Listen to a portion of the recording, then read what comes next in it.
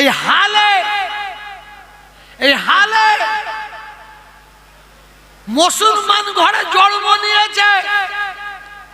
ও বেটা মুসলমানের ঘরে জন্ম নিয়েছে, মায়ের পেটে ও বেটার মরে যাওয়া দরকার ছিল। ওর মা যদি জানতো, ওর বাপ যদি জানতো, যদি জানতে পারতো আমার ছেলেটা বড় হয়ে মুনাফেক হবে, বেঈমান হবে, কাফের হবে, যদি জানতে পারতো কোল থেকে নিয়ে আছড়ে মেরে ফেলতো, আছড়ে মেরে ফেলতো। কারণ একটাই, মুসলমান ঘরে জন্ম নিয়ে যদি কোন মুসলমান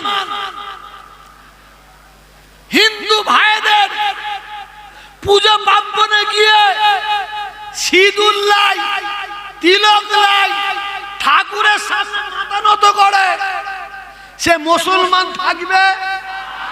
আপনার সাধারণ মানুষ বলুন, থাকবে? থাকবে? আবার সে ঠাকুরের সামনে দাঁড়িয়ে আছে, যেন মনে হয় সেও একটা ঠাকুর। একটা মহিলা ওই খানটা মতন কি বলে নিয়ে গিয়ে তাকে এইরকম করছে, আর ও বেঈমান বুকে হাত দিয়ে উনিও ঠাকুর সেজে এরকম দাঁড়িয়ে আছে। খুব মনোযোগ দিয়ে শুনুন, অনেক দালাল আছে বলে যাকে তাকে কাফের বলা যাবে না, মুশরিক বলা যাবে না, বেঈমান বলা যাবে না। একজন উঠে দাঁড়িয়ে বলুন তো দেখি এক্ষুনি যে আমি আল্লাহকে মানিনি, মা বলুন, আমি এক্ষুনি তাকে কাফের বলবো। উঠে দাঁড়িয়ে যদি এখনো বলে যে আমি নবীকে মানি না, আমি কোরআনকে মানি না, তাকে আমি বেঈমান বলতে আমার সময় লাগবে না, সময় লাগবে না। খুব মনোযোগ দিয়ে শুনুন, আমি তোহা সিদ্দিকী, আমি যদি রাজনীতি করি এটা আমার ব্যক্তিগত ব্যাপার। দাদা হুজুর কেবলার বংশের যদি কোনো ছেলে রাজনীতি করে আপনারা কে কি সমর্থন করবেন জানি না, আমি কিন্তু সমর্থন করি না, করব না, করি না, করব না। তবে সে যদি রাজনীতি করে অপরাধ নাই, সে করতে পারে, তার ব্যক্তিগত ব্যাপার, তার ব্যক্তিগত ব্যাপার। আমাদের পরিবারের একজন, দুজন, তিনজন রাজনীতি করে। আমি আগেও বলেছি, আবার বলছি, আপনার 24 পরগনায় ফুটবল খেলা হবে, ওয়ানডে খেলা। আমার কথা শুনবেন না? শুনবেন না? জোরে বলুন, জোরে বলুন। ওই বেঈমানটা আবার বলবে, ওর বক্তব্যকে শোনে নে। আচ্ছা, এবার আওয়াজ দিয়ে, তকবীরের আওয়াজ দিয়ে বলুন তো, শুনবেন না? শুনবেন না? জোরে বলুন। একজন, দুজন, তিনজন রাজনীতি করে। আমি যদি সে ধরেন আপনার 24 পরগনায় ফুটবল খেলা হচ্ছে, 24 পরগনা ভার্সেস ফুরফুরা ফুটবল খেলা হচ্ছে, তাতে যদি আমি খেলতে নামি, আমি যখন বলটা গড়িয়ে গড়িয়ে নিয়ে যাব, তো যারা 24 পরগনার মানুষ খেলতে দাঁড়াতে আমাদের ভক্ত, তারা কি ছেড়ে দেবে? যে ছেড়ে দেবে, হুজুর আসছে, হুজুর আসছে, ছেড়ে দেবে? একটা কথা বলেন কেন? তারাও আটকাবে, আটকাতে যে ঝাড়বে পায়ে, কি হলো? পা ভেঙে গেছে, দেখো না গো, আমি হুজুরের ছেলে, আমার পা ভেঙে দিয়েছে, এটা কেউ মেনে নেবে? জোরে বলুন না। তুমি লাট সাহেব খেলতে গেলে কেন? খেলতে গেলে কেন? কিছু কিছু কথা মেনে নি না। আমার বাড়ির অনেক ছেলেরা এরা প্রতিবাদ করেনি, অনেকে প্রতিবাদ করে না, কারণ ওরা জানছে যা করছে তোহা ভাই করছে করুক, তোহা দাদা করছে করুক, আমরা প্রতিবাদ করব না। আমরা তো বেশ ভালোই জলসাই যাচ্ছি, জলসাই যাচ্ছি, অত সহজ নয়। আমি তোহা সিদ্দিকী বড় হুজুর পীর কেবলা রাহমাতুল্লাহ আলাইহির জলসাই বসে আমার দাদা হুজুর কেবলা, পাঁচ হুজুর কেবলা শুয়ে আছেন, আমার গলার আওয়াজ তারা পাচ্ছেন। কেন আল্লাহর ওলিরা মোড়ে মোড়দানা মোড়ে জিন্দা, আমার গলার আওয়াজ পাচ্ছেন। আমি সবাইকে সাক্ষী রেখে বলছি, আমার আল্লাহ এক, কাবায় আমার নবী এক, কাবায় এক, কুরআন এক, আমার বাপ এক, আমার মা এক। আমি তোহা সিদ্দিকী কোনদিন রাজনীতি করি না, করছি না, করব না। তবে হ্যাঁ, এই ভারতবর্ষে, এই বাংলায় যখন মুসলমানদের প্রতি আঘাত আসবে, মুসলমানদের প্রতি আঘাত আসবে, আমি তোহা সিদ্দিকী অন্যায়ের বিরুদ্ধে রুখে দাঁড়াবোই দাঁড়াবো। কেউ আমাকে সামলাতে পারবে না, কেউ রুখতে পারবে না। তুমি বড় মাস্তান হয়েছ, দাদা হুজুর কেবলাকে নরেন্দ্র মোদীর সঙ্গে তুলনা করবে, আমি চুপ মেরে থাকবো। দাদা হুজুর কেবলাকে, এই ছোট হুজুর কেবলাকে অমিত শাহ বলবে, চুপ মেরে থাকবো। ফুরফুরা শরীফের আওলাদরা এরা ভিখারি, ভিখারি, আমরা ভিক্ষা করি। ও বাঁদর, ও বেঈমান, ও মুশরিক, ও জানে না তুমি তোমার এলাকায় গরিবের প্রতি অত্যাচার করবে, তুমি তোমার এলাকায় খুন করবে, মার্ডার করবে, গরিবের ঘর ভাঙবে। তুমি ভেড়িতে চাষ করাছে তারপর দিনে চুরি করাবে, তুমি জমিদার জমি চাষ করাছে তুমি সকালবেলা কাটিয়ে নেবে, তুমি আমার মাকে, আমার বোনকে বিধবা করবে, আমার বাপ মাকে তুমি তাদের বাচ্চা হারা করবে, তুমি বাচ্চা শিশুদের অনাথ করবে। আমি তোহা সহ্য করব না, আমি তোহা সহ্য করব না। আমি যাব, কানে কানে কথা বলার আগে শোনো, আমি যাব নামাজের দিকে, একটু ভাঁড় ভাঙছি, অসুবিধা হচ্ছে না তো? অসুবিধা হচ্ছে না তো? শোনো, ওই বেঈমান, ওই মুশরিক, ওই কাফের, অনেক আবার চাটুকার, ওরা ইমাম নয়, ওদের ইমাম সাজিয়েছে, কাফের বলা যাবে, এই বলা যাবে, ওই বলা যাবে, ফতোয়া মারছে, ওদের সাজিয়েছে, ওদের দিয়ে বলাচ্ছে। ওদিকে ধার ধারি না আমি। আমি শুধু আপনাদের বলতে চাই, আল্লাহর যে দুশমন সে আমাদের কি হবে? এই চুম্বনে বসে আল্লাহ মুখে দ পড়ে যাবে। আল্লাহর যে দুশমন, আর যারা চুম্বনে আছেন কি আপনার দোষ? সকলে বলে আল্লাহর যে দুশমন, নবীর যে দুশমন, আল্লাহর মাহবুবের যে দুশমন, সে আমাদের দুশমন। শুধু বাংলা নয়, শুধু ভারত নয়, সারা পৃথিবীর কোন প্রধানমন্ত্রী, রাষ্ট্রপতি, এমপি, এমএলএ, সভাধিপতি, সভাপতি, প্রধান, যদি কেউ আমরা মুসলমান, আমাদের ঘরে জোর করে বলে এ মুসলমান তোদের বাড়িগুলো আমাদের দিতে হবে, আমরা বলবো নিয়ে নে। কি বলবো? কি বলবো? নিয়ে নে।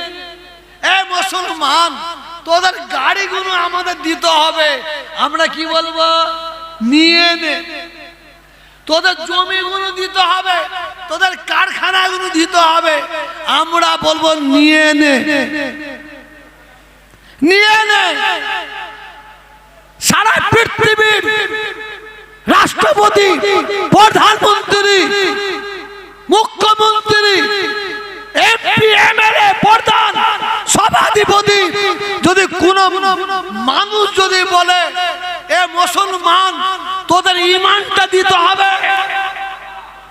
জোরে বলুন, জোরে বলুন। এই স্টেজ থেকে উঠে চূড়া পা দিয়ে বুকের খাঁচা ভেঙে দেব।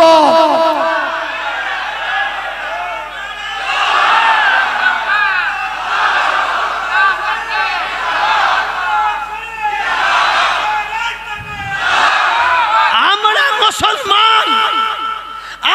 মুসলমান, আমরা সব দিতে পারি, আমরা ঈমান দিতে পারবো না। আর আজকের যুগে পলিটিক্যাল লিডাররা কিছু মুসলমানকে নির্দিষ্ট করে দিয়েছে, ওরা কিছু বলছে না। মুসলমানকে নির্দিষ্ট করে দিয়ে ওরা মুসলমানদের ঈমান লুটার চেষ্টা করছে। আমি তোহা সিদ্দিকী, আমি নাকি কালী পুজো উদ্বোধন করেছি। আপনাদের বিশ্বাস হচ্ছে? অন্ধ ভক্ত হয়ে বলেন না তো? আপনাদের বিশ্বাস হয়? জোরে বলুন, জোরে বলুন। নাটা কেন? আমি লা ইলাহা ইল্লাল্লাহ মুহাম্মাদুর রাসূলুল্লাহ সাল্লাল্লাহু আলাইহি ওয়াসাল্লাম এই কলমার ঘরে জন্মেছি। আমি আল্লাহর বান্দা হয়ে পৃথিবীর জমিনে এসেছি। আমি নবীর উম্মত হয়ে পৃথিবীর জমিনে। আমি কুরআনের ঘরে জন্মেছি, আমি আজানের ঘরে জন্মেছি, আমি হাদিসের ঘরে জন্মেছি। আমি পীর আবু বকর সিদ্দিকী রাহমাতুল্লাহ আলাইহি তার আওলাদের আওলাদ হয়ে জন্মেছি। আমি পীর জুলফিকার আলী আশিকে রাসূল ছোট হুজুর কেবলার আওলাদ হয়ে জন্মেছি। মনে রাখবেন, আমার বাপের পরিচয় আপনারা জানেন, আর আমি নিজে চোখে দেখেছি। আমার বাপের পরিচয় আমার 14 থেকে 15 বছর বয়স, আমি নিজে দেখেছি। আমার বাপের পরিচয় পেয়েছি। হুজুর কেবলা অসুস্থ হয়ে শুয়ে আছেন, 11 দিন অসুস্থ হয়ে শুয়ে আছেন। রাত 12:15টায় ইন্তেকাল করবেন। আমরা হুজুর কেবলার মাথায় গুড়াই বসে আছি। হুজুর কেবলা যখন ইন্তেকাল করছেন, নিজের চামড়ার চোখে আমি নই, ভাইয়েরা, বোনেরা, মায়েরা চামড়ার চোখে দেখেছি। ছোট হুজুর কেবলা রাহমাতুল্লাহ আলাইহি ঠিক হাতটা তুলে বলছেন, জান্নাত, জান্নাত, জান্নাত, লা ইলাহা ইল্লাল্লাহ, লা ইলাহা ইল্লাল্লাহ, লা ইলাহা ইল্লাল্লাহ মুহাম্মাদুর। ইন্তেকাল হয়ে গেলেন। একটু জোরে বলুন, একটু জোরে বলুন। সেই রক্তের আওলাদ আমি তোহা, সেই রক্তের আমি আওলাদ। আজকে তুমি পুজো করছো, ঠাকুরের কাছে গিয়ে গড় করছো, তিলক নিচ্ছ, তুমি ঢোল বাজাচ্ছ, ঢোল ঢাল। তোমাকে আবার একজন পুজো করছে, তুমি ওইটা চাপা দিবার জন্য আমার দিকে আগুন বেরিয়েছে। জগৎ বাল্লকপুর একটা বস্ত্র বিতরণ অনুষ্ঠানে গিয়েছিলাম, একটা বস্ত্র কাপড় বিতরণ অনুষ্ঠানে ছিলাম আমি আর মুকুর রায়। সেখানে একটা ফেতে কেটেছি বস্ত্র বিতরণ অনুষ্ঠানে। সেইটাকে কাগজে লিখেছিল কালী পুজো, সঙ্গে সঙ্গে প্রোটেস্ট করেছি, আবার তার জবাবও দিয়েছে। কোন একজন আমাকে বলেছিল তুমি তো কালী পুজো করো, এই কালী পুজোর কি বলে উদ্বোধন করেছো। আমি তাকে বলেছিলাম আমি যদি কালী পুজো উদ্বোধন করি আমি আমার বউকে 3টে তালাক দেবো। আর তুই বল, তুই যদি মিথ্যা বলিস তোর বউকে 3টে তালাক দিবি? সেই থেকে সে আর আওয়াজ করে না, সে আর আওয়াজ করে না, চুপ মেরে গেছে। আসুন খুব মনোযোগ দিয়ে শুনুন, খুব মনোযোগ দিয়ে শুনুন, আমি বাংলার মানুষদের উদ্দেশ্য করে বলছি, রেকর্ডিং হচ্ছে।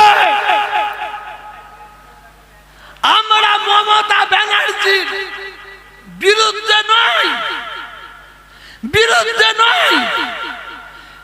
34 বছর বামফ্রন্ট সরকার ক্ষমতায় ছিল, 21, 22, 23 সালে সব 3 দিনে কম করে 30 লক্ষ মানুষ আসতো। বাদ দেন 10 লক্ষ, বাদ দেন 20 লক্ষ মানুষ আসতো। 34 বছরে এই বামফ্রন্ট সরকার লক্ষ লক্ষ মানুষের জন্য 1 গ্লাস পানির ব্যবস্থা করেনি, একটা আলোর ব্যবস্থা করেনি, রাস্তাঘাট কুকুর চলতে ভয় করত। আজকে সরকার ক্ষমতা এসেছে, শুধু ফুরফুরা শরীফ নয়, বাংলার উন্নয়ন করেছে, এটা তো অস্বীকার করা যাবে না। যদি অস্বীকার করে আমার চেয়ে বড় বেঈমানি কিছু নয়।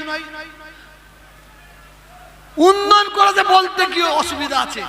তবে এই সরকার দীঘায় জগন্নাথ মন্দির করেছে, করুক, আমার হিন্দু ভাইদের জন্য করুক, আপত্তি নাই। ওই দীঘায় 40% মুসলমান যায়। আমি মমতা ব্যানার্জিকে আমি বলেছি, ববি হাকিমকে বলেছি, মলয় ঘটককে বলেছি, অরূপ বিশ্বাসকে বলেছি, মন্দির করেছেন আমাদের আপত্তি নাই, কিন্তু ওয়াকাবের সম্পত্তি দিয়ে, ওয়াকাবের অর্থ দিয়ে ওই দীঘায় একটা মসজিদ করা হোক। এই দাবিটা আমার ভুল বলা হয়েছে? একটু জোরে চিল্লে বলুন। হিটকো রাজারহাটে 13টা মন্দির করা হয়েছে, 13টা মন্দির করা হয়েছে। আবার একটা হচ্ছে কয়েকশো কোটি টাকা দিয়ে। হোক, আমার হিন্দু ভাইরা পূজা পার্বণ করুক, আনন্দ করুক, এতে আমাদের হিংসা নাই। কিন্তু আমি দাবি রেখেছি ওই হিটকো জমির উপরে ওয়াকাবের সম্পত্তি দিয়ে একটা মসজিদ করা হোক। এই দাবিটা কি আমার ভুল? আওয়াজ নাই কেন? ভুল। আসুন, আপনি আপনার থানা এলাকায় যাবেন, প্রত্যেকটা থানার সম্মুখে একটা করে কালী মন্দির আছে, কালী মন্দির আছে। করুক, আমার অসুবিধে নাই। আমার প্রশাসনের হিন্দু ভাইয়েরা তারা পুজো করবে, তাদের ধর্মের কাজ করুক, কিন্তু মুসলমান প্রশাসনরা তারা কি অন্যায় করেছে? আমি মমতা ব্যানার্জির কাছে, ববি হাকিমের কাছে, অরূপ বিশ্বাসের কাছে, মলয় ঘটকের কাছে আমি দাবি রেখেছি প্রত্যেকটা থানায় ওয়াকাফ সম্পত্তির টাকা দিয়ে মসজিদ নয়, একটা করে নামাজ ঘর করে দেওয়া হোক। দাবিটা ভুল? একটু দাবিটা ভুল? আওয়াজ দিয়ে বলুন, আওয়াজ দিয়ে বলুন। আসুন, অন্যায়কে অন্যায় বলতে যেন পারি, নাইকে যেন নাই বলতে পারি। আপনারা আমার জন্য দোয়া করবেন। আমি যেদিন এই বড় হুজুরকে ঈশ্বর সাহেব শপথ নিয়ে যান, আমি যদি যে কোনো সময় যদি আপনাদের ডাকি, আপনারা আমার পাশে থাকবেন? হাত তুলে দেখান, হাত তুলে দেখান। নারে তাকবীর, নারে তাকবীর। আসুন, শুধু মমতা ব্যানার্জির দোষ দেখলে হবে না, ভুল দেখলে হবে না, তার কাজটাও দেখতে হবে।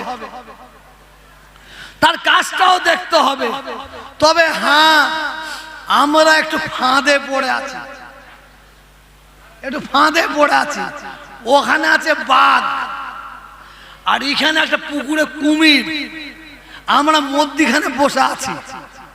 আমরা যদি বাঘের কাছে তাড়া করতে যাই বাঘকে, ও তা আমাদের তাড়া করবে, তা আমরা দৌড়ে কোথায় পড়বো? কুমিরের কাছে। আর যদি পশ্চিম বাংলার সরকার মনে করে মুসলমানরা এরা বিপদে আছে, মুসিবতে আছে, অতএব বিজেপির জ্বালায় আমাদের ভোট দেবে, এটা ধারণাটা ভুল না ঠিক? জোরে বলুন, আরো জোরে বলুন। আসুন, আমি অন্তত মমতা ব্যানার্জির ওপর অসন্তুষ্ট নই, এই মুহূর্ত পর্যন্ত আমি অসন্তুষ্ট নই। আমি অসন্তুষ্ট কাদের উপর জানেন? এই বাংলায় 15-20 এমএলএ আছে, ওরা হচ্ছে জালিয়াত, তুলাবাজ, তুলাবাজ, ওরা হচ্ছে তুলাবাজ। ওরা হিন্দু, ওরা মুসলমানের মধ্যে লড়াই লাগিয়ে দেয়। ওরা মুসলমান, নিরীহ মুসলমানদের মিথ্যা কেস দিয়ে জেলে ঢুকায়। আমরা হচ্ছি ওদের বিরুদ্ধে, ওদের বিরুদ্ধে। মনে রাখবেন, এবারে বাংলায় ভোট হোক, অসুবিধা নাই। মুখ্যমন্ত্রী মমতা ব্যানার্জির কাছে আমি দাবি রেখেছি, এই বাংলায় 2026-এ আমি ওই ধরনের এমএলএ দেখতে চাই, যাদের মন মানসিকতা হিন্দু থাকবে, যাদের মন মানসিকতা মুসলমান থাকবে, তাদের এমএলএ দেখতে চাই না। আর যাদের মন মানসিকতা মানুষ থাকবে, তাদের এমএলএ দেখতে চাই। দাবিটা ভুল? একটু জোরে বলুন, একটু জোরে বলুন। আমি মমতা ব্যানার্জির কাছে এবারে দাবি রেখেছি, এবারে 2026-এ সংখ্যা অনুযায়ী মুসলমানদের 90 থেকে 100টা প্রার্থী করতে হবে, 100টা প্রার্থী করতে হবে। তা বলে ওই বেঈমানের মতন প্রার্থী নয়, ওই মুশরিকের মতন নয়। আমরা যাদের মধ্যে মানবতা থাকবে, তাদের মতন এমএলএ চাই। আপনারা আমার সঙ্গে একমত? জোরে বলুন একমত। শোনেন ভাই, একটু আপনারা থাকবেন আমার কাছে মনে হয় না, কেন মুসলমান তো এরা খুব সুবিধাবাদী হয়ে গেছে। দরবারে বসে আপনারা আল্লাহকে সাক্ষী রেখে বলুন তো, আপনারা আমার পাশে থাকবেন?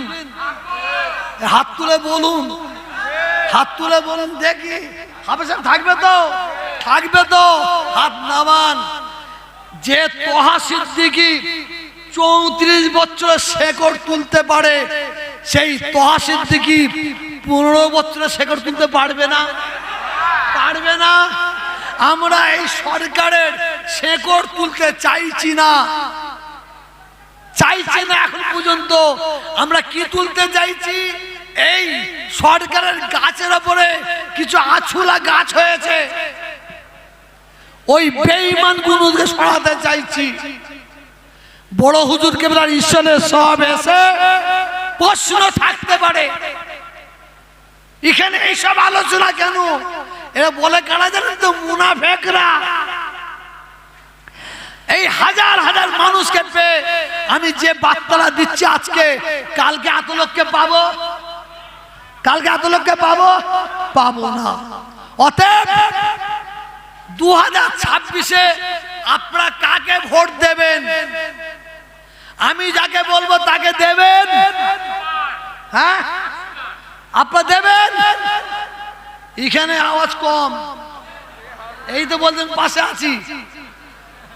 দেবেন? আমি যাকে বলবো হাত তুলে দেখান। মাশাআল্লাহ, হাত নামান।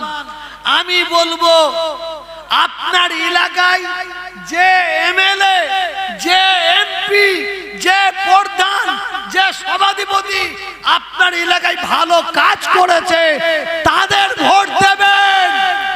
আর যারা মিথ্যা করে কেস খাইয়েছে, দু নম্বর করে ঘর দিবার নাম করে টাকা ঝেড়েছে, তাতে ঘরে কোমরে লাথি বেড়ে পানিতে ফেলবেন, পারবেন তো?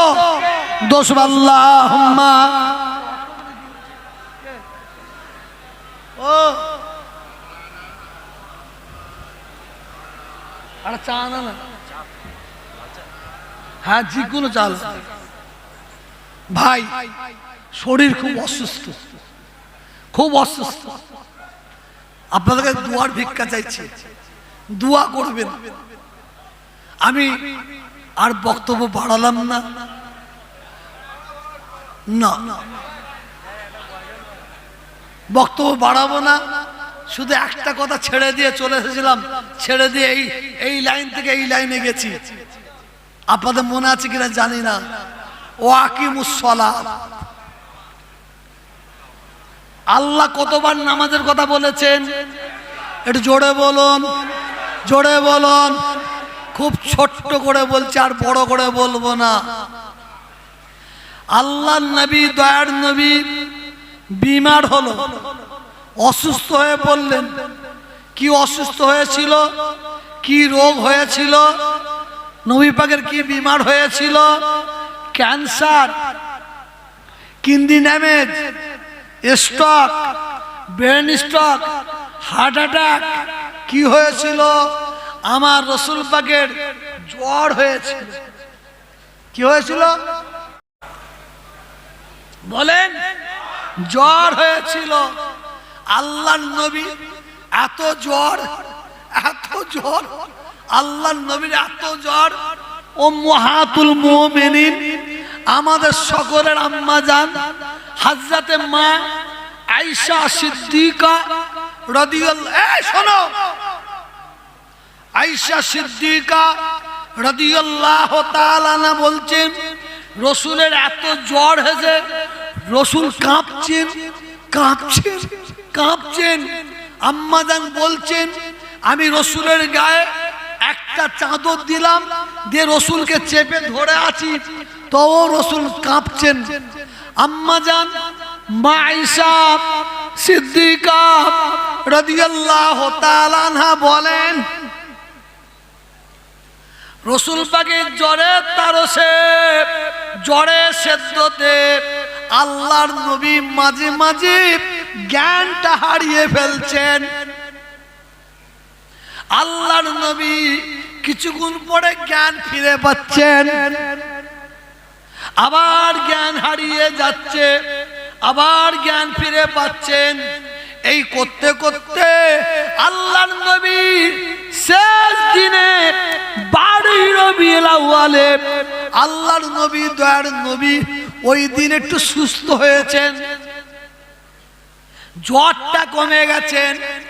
আল্লাহর নবী, দয়ার নবী ঘুমাচ্ছেন, একটু আরাম করছেন, একটু আরাম করছেন। হাই রে হাই, আস্তে আস্তে সন্ধ্যা হয়ে গেছে, রাত হয়ে গেছে। আল্লাহর নবীর পাশে, খুব ছোট করে বলছি ভাই, আল্লাহর নবীর পাশে কে বসে আছেন?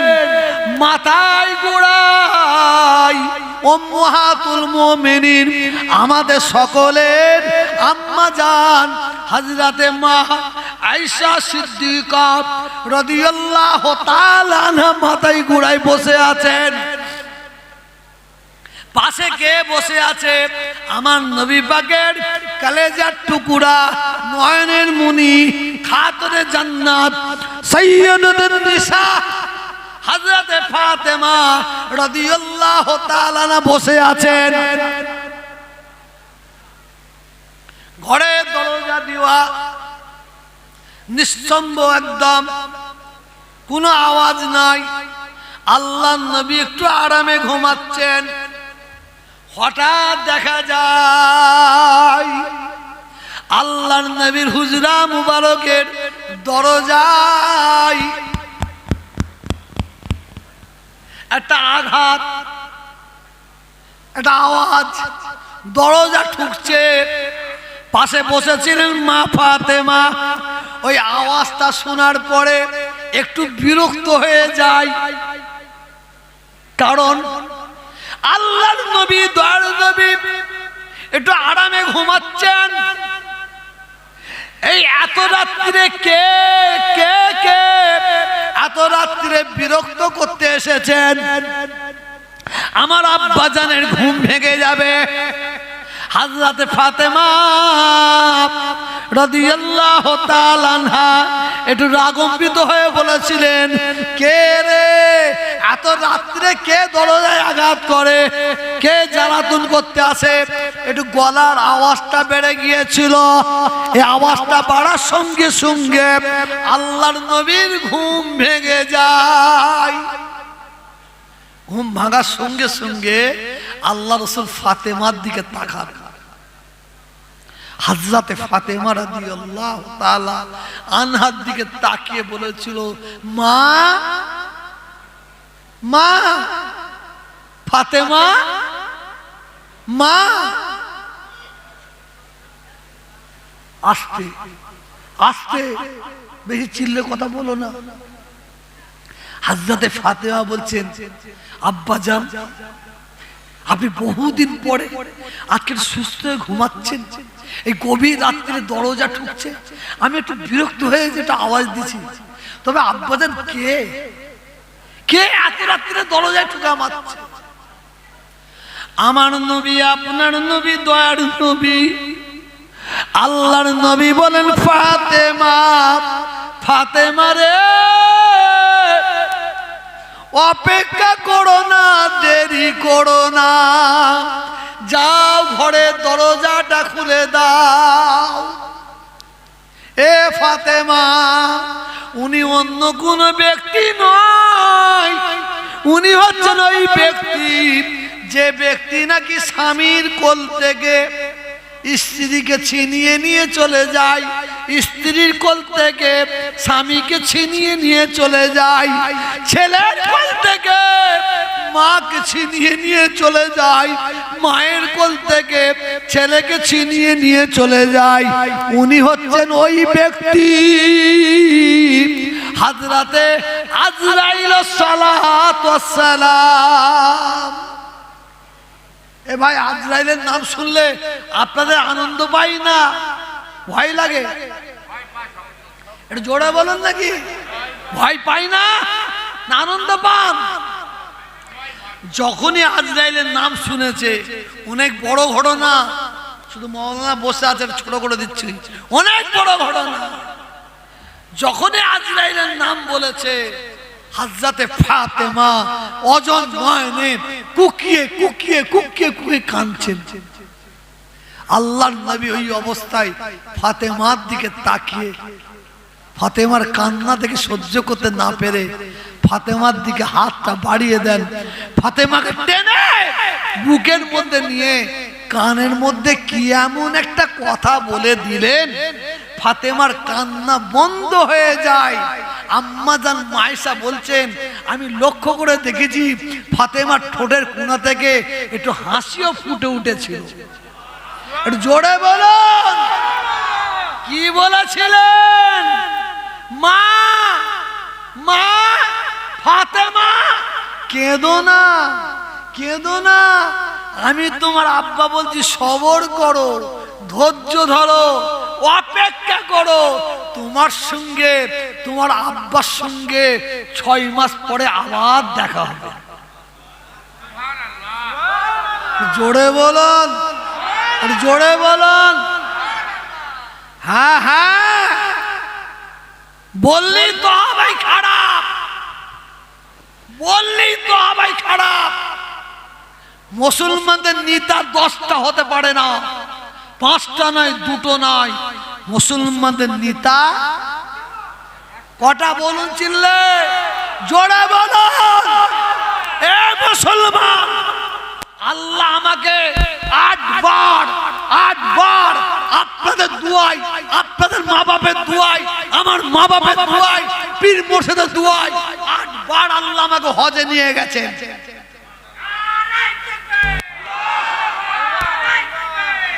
মনোযোগ দিয়ে শুনুন,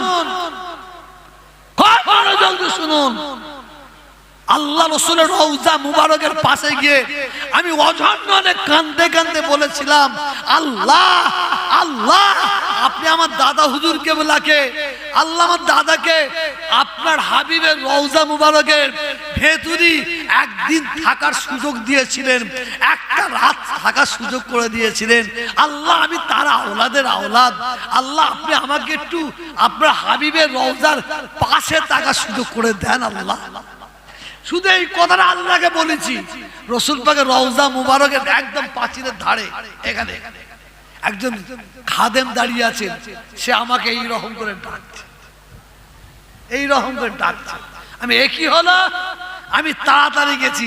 আমার মনে আছে আমি যখনই হাজির হয়েছি, উনি আমার এই কাঁধে, এই ডান কাঁধে হাতটা একটু চেপে আমাকে বসিয়ে দিলেন। আল্লাহ ঘন্টার পর ঘন্টা বসার সুযোগ করে দিয়েছিলেন।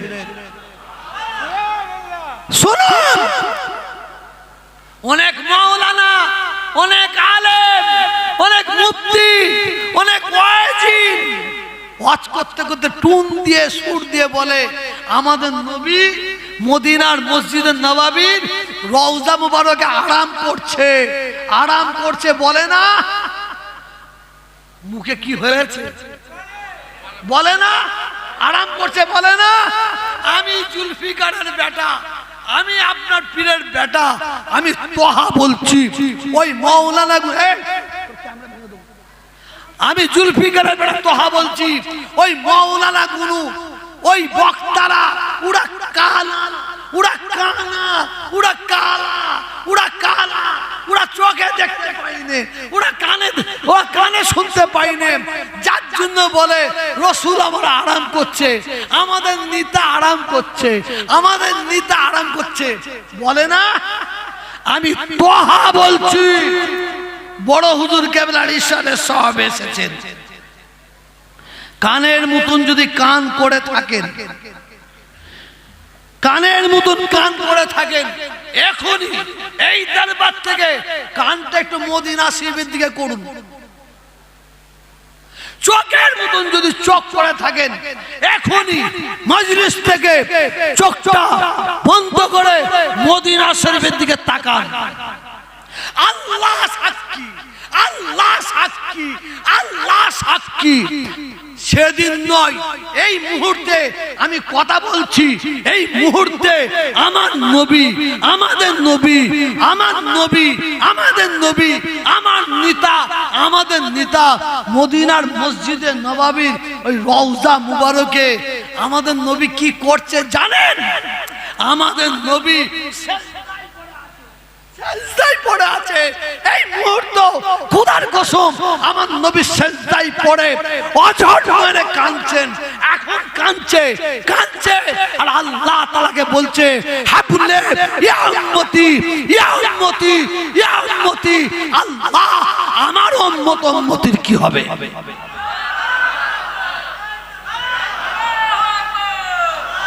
এই তো আমাদের নেতা।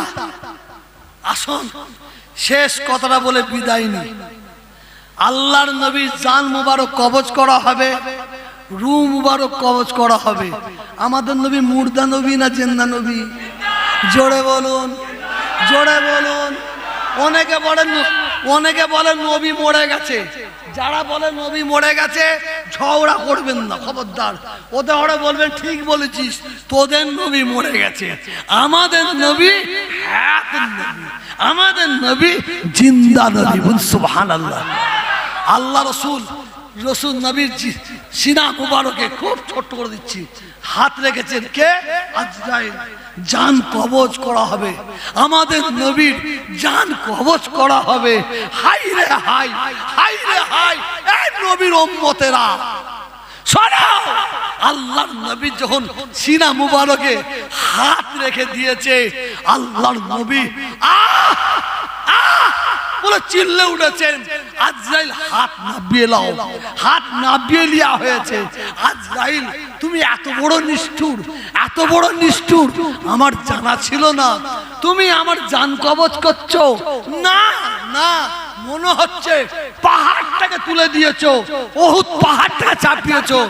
আর যাই বলেছিলেন নবীকে, আয় আল্লাহ দোস্ত নবী, আপনার এত আসানির সঙ্গে জান কবজ করছে আমি, কোন নবী, কোন নবীর উম্মত উম্মতির, এমন কিনা আপনার কোন উম্মত উম্মতির এত আশা